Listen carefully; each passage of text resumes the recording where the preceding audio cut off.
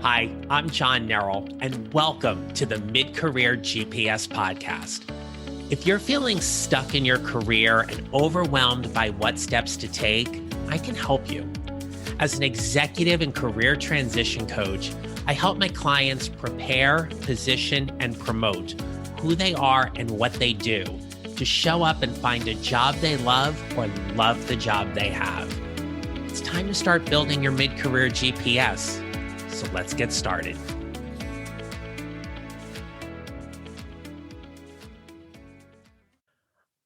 Hi, everyone. Can you believe it is the beginning of February? I don't know where January went. Time is just flying by. And we're already now at episode 8, which is called How Do You Know It Is Time to Leave Your Job? Now, one of the things you have to know about me is that I am a huge Golden Girls fan as well as a game show fan. And a really dear friend of mine gave me this adorable wooden block calendar where you get to change the numbers of the dates. And there's the four girls. There's Dorothy, Rose, Blanche, and Sophia. And I'm not one to check off boxes on my calendar or anything like that, but I do change the numbers on this calendar. And it just kind of is a nice way to start the day and everything. As I was getting ready to record this, I was just marveling at how fast January has gone. And here we are. We are in February, and the focus of today's episode is how do you know it's time to leave your job? So, in last week's episode, we talked about what would happen if you had already gotten the dream job.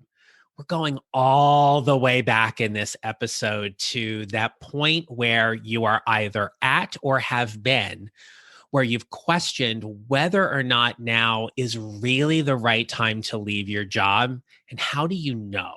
So that's what we're going to be talking about today. Now, before we get started, I want to give a shout out to one of my reviewers. If you have not had a chance to rate and review and subscribe to the podcast, please do. But Javier, who is also known as the Geek in Chief, wrote, quote, "I've known John for years and can personally attest to the value of his work. Insightful and well-informed, he brings his vast capabilities to each episode. Listen for strategies that build career awareness and fulfillment. This podcast is a must for your career toolkit." So Javier, thank you so much. So those are just one of some of the many reviews that have come in, and I am so grateful for it. And if you're kind enough to leave me a review, I'll give you a shout out on the podcast. So thanks so much for that. Now, there are a couple of episodes that if you have not listened to, you may want to stop here and go back and listen, particularly episode number 3, which is called Navigating Your Mid-Career Transition. And if you didn't have a chance to listen to last week's episode about you have the dream job, now what? You may want to take a listen to that one as well. Look, when we question whether or not it is the right time for us to leave our jobs, part of it comes back to that we thought we should have had all of this planned out. We go to high school, perhaps you went on to college, and you thought by the time you graduated, you were supposed to have this career path charted out for the next 30 or 40 years that was going to set you up and take you into retirement. And what happens is if we break our career path down into thirds and we look at early, mid, and late career, in early career is where you are starting to work, you are honing your skills. But at the end of the day, you are just so thrilled that you have a job. I know in talking with some younger professionals, particularly, they were hit very hard after graduation where it was just difficult for them to find a job. And I know some of them had interviewed and they didn't hear about that job for months later. Perhaps some of you have felt the same thing because of the pandemic where you've applied.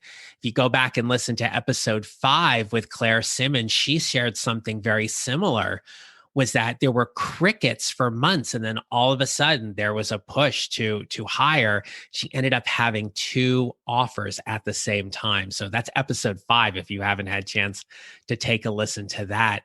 But we move on from early career and now we get into mid-career. And typically at mid-career, it is like the beginning of your wealth building years, but it's really this stage where you are establishing your roots, you are honing your genius. And where you find that place to land, that's the place where you're saying, I'm going to stay here for a while. And hopefully you are making more money that you can max out on your retirement contributions. Hopefully you're at least able to meet whatever match your company is making. But maybe you're trying to make up for lost time where you weren't able to save in the early part of your career. And so now you're trying to save a little bit more aggressively during your mid-career.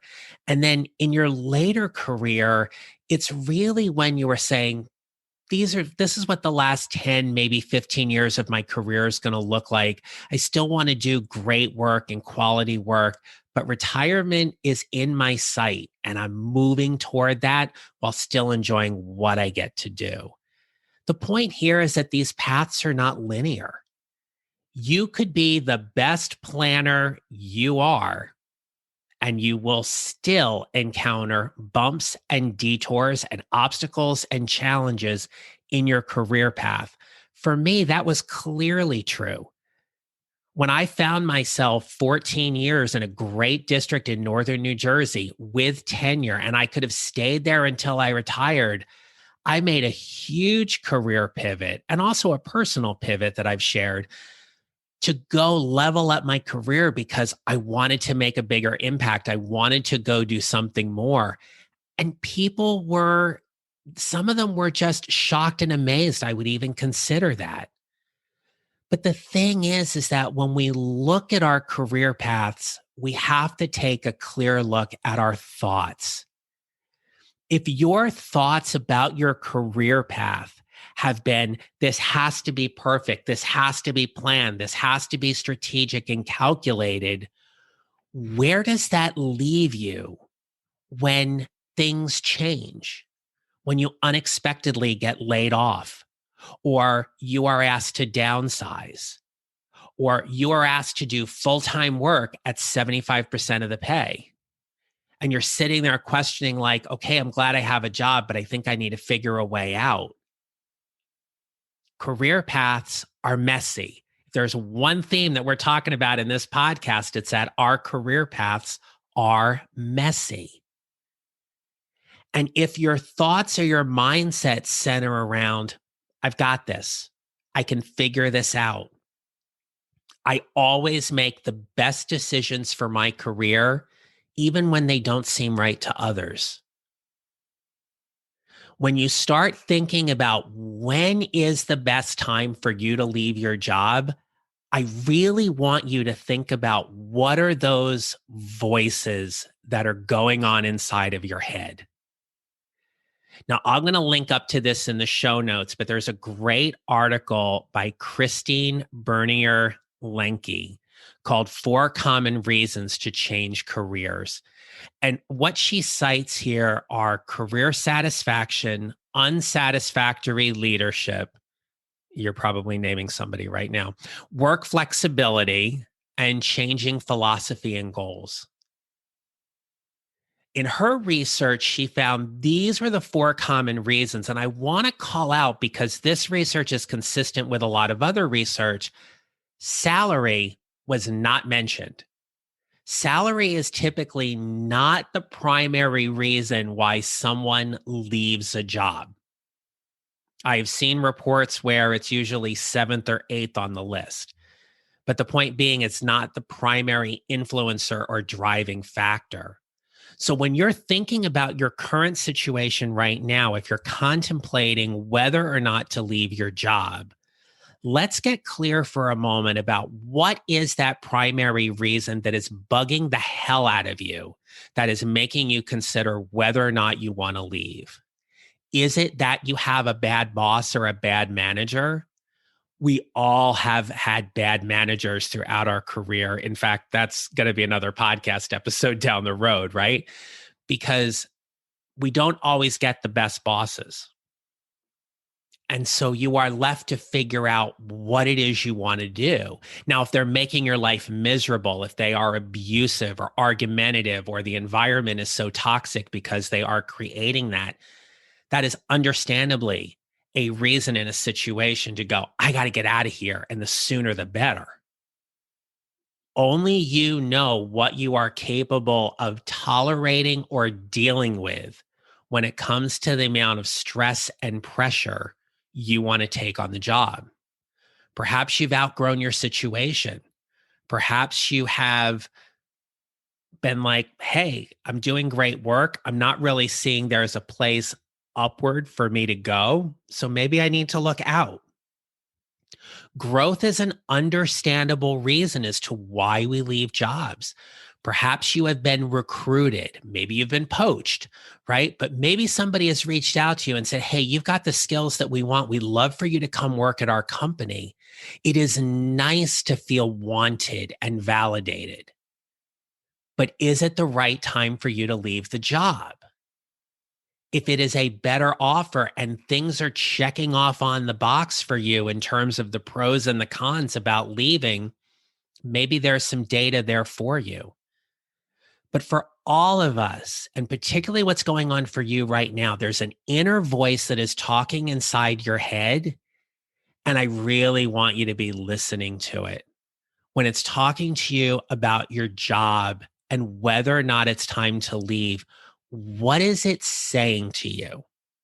The first sign that I have found when we start to question whether to leave our job or not is to really acknowledge that little voice inside of our head and what it's saying to us. You begin to hear it when you are going into work, or even when you first get up in the morning and you find yourself dreading going to work, even if it's across the hall right now. Perhaps you're thinking about it at the end of the day. Perhaps there's someone you're working with that is just frustrating you so much, or you've been denied a promotion for several years, or you didn't get that bonus. Whatever those reasons are, that inner voice is talking to you and you have to acknowledge it. Because from there, what happens is you then start to seek out conversations with trusted colleagues, loved ones, dear friends, and you might start seeking advice or guidance from them. You may find yourself asking questions like, hey, if you were me, what would you do? Or what do you think I should do? In coaching, it is my ethical responsibility to never get in my client's box when they start asking me questions like, well, what do you think I should do? I have no vested interest in that. I trust wholeheartedly that they will make the best decisions for themselves. And it's my job as their coach to ask them the right questions and show them what they are thinking, show them their mind. It's like holding up a mirror to them and being like, what are you seeing right now? So they can make the best decisions for themselves. It is understandable you may seek approval from other people to get validated in this. Sometimes all the validation you need is acknowledging that you're in a really bad situation and you're unhappy. Other people will see that. Your loved ones, your family members, their heart's probably breaking a little bit for you right now if they know you're not happy, right? And the thing is, when we're younger, we have this almost like a reckless abandon. We don't fear as much when we're younger because we don't know all the things we know when we get into our late 30s, our 40s, and our 50s, right? And there's something about being youthful or being fearless that allows us to show up very differently. I have a lot of admiration for younger employees and younger professionals who know their value, know what they're worth, and have been like, here's my 2 weeks, I'm leaving. And they go find a job and they do it at a raise, or they level up in a job or a title. Now, I'm not so sure that's particularly happening as frequently. I'm pretty much sure it's not happening as frequently as it is now as it was about 5 years ago. But the thing is, there is something about that mindset when we're younger, or if you think about the younger people you work with, that can be very attractive in some ways, right? And so, what would it mean for us to show up and be unapologetically fearless for the decisions we're making in our career? Now, at the beginning of this episode, I shared with you about my love for the Golden Girls, and you know my love of game shows. A lot of you may know, or you may not know, that I also have a love for the sport of bowling. And as a professional bowler, I continue to compete on the regional tour when I'm able. And of course, I love following both the men's and the women's pro tours just to see what they are doing. Now, the last couple of weeks, there was a great story that came out of Arlington, Texas. Sadly, you probably didn't hear about it on your local news, but I'm going to give you a quick little tidbit here. Her name is Jillian Martin. She is 16 years old. She went to Arlington, Texas for a couple of weeks to compete in the kickoff event to the 2021 Professional Women's Bowling Association tournament. She was the story. She made 2 television shows. She won, I think, somewhere around $10,000 over the course of the week. Let's acknowledge that money in bowling could always be better, right? But hey, you're 16 years old, you go throw a bowling ball and you put $10,000 into your smart scholarship account for later on. That's pretty awesome. She got to the title match in one of the events. And the only reason why she finished second was because she got beat. She didn't lose, she got beat. And the woman who beat her, Brianna Cote, threw it incredibly well. Here's why I'm bringing her up, and here's why this is important in thinking about your mindset right now. In an interview, she was asked why she came out to compete in this event. She said these 2 things. I came out to compete because I love the game and I want to play against the best. And I think my game's pretty special. That comment right there, I have not been able to get out of my mind. 16 years old, and she's like, my game's pretty special. How often do we as adults, as mid-career professionals, find ourselves truly standing in our value and our worth and going, yeah, my work's pretty special. I'm really good at what I do. You don't want to lose me. How often do we find that? I'm willing to say, not often. Or better yet, not often enough. Stepping into your power and recognizing that your value is being underutilized and underappreciated at where you work is a huge indicator for knowing whether or not you are close to leaving your job or not.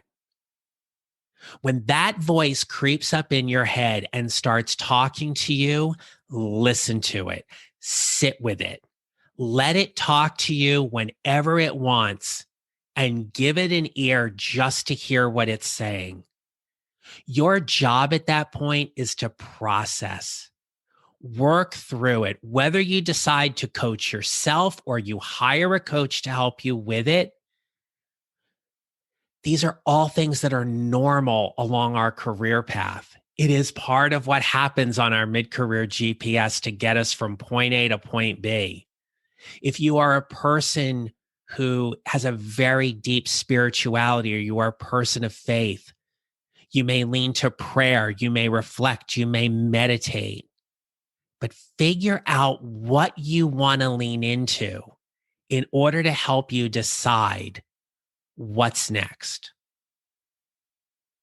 I remember working for one organization and really questioning and wrestling with whether or not it was the right time for me to leave. There were certain signs that were happening that were indicating to me there was either going to be a reorganization and I may not have landed in the best spot, as in I may have gotten let go, or life was just going to get really miserable for me. And how much could I really take it?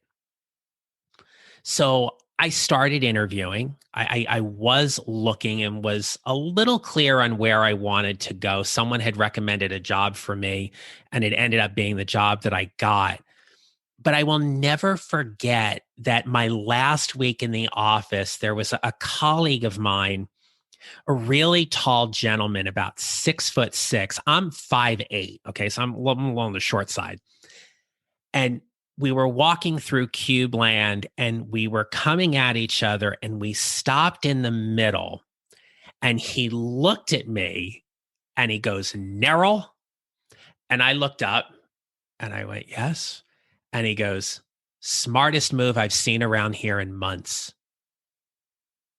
And I looked at him and I go, were they coming for me? And he goes, smartest move I've seen here in months. Now, I left before anything happened or could have happened type thing, but that was on my own. If we truly believe we are 100% responsible for our careers, we will make the best decisions we need. And if we don't make the quote unquote best decision, we will self correct and we will re-navigate. But let me leave you with this. There's no best time to leave your job. Whenever you have left or you are considering leaving, you will think about if you should have left a year prior or stayed a year longer. It's like a breakup.